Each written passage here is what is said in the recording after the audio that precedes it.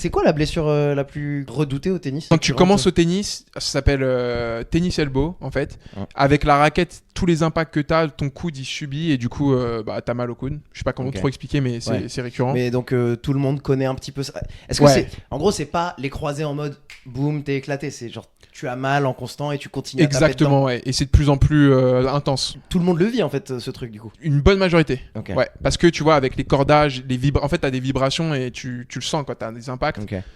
Quand par exemple, quand t'es petit et tu utilises une raquette pour adulte, et bah c'est là où tu vois le plus. Tu vas le sentir. Tu vas le sentir. Franchement, moi ça me parle de ouf parce que moi je l'avais un peu en tant que quarterback au milieu de ma saison. À force, chaque entraînement, tu lances 150, 200 ballons. Ouais, de lancer comme ça. De lancer, tu vois.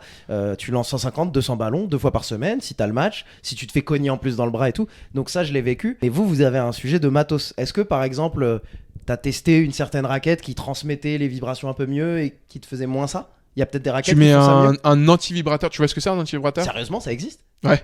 Putain, genre c'est comme un silencieux sur un pistolet dans Call of, quoi. Exactement. Ouais, hyper intéressant. Et donc ça ressemble à quoi?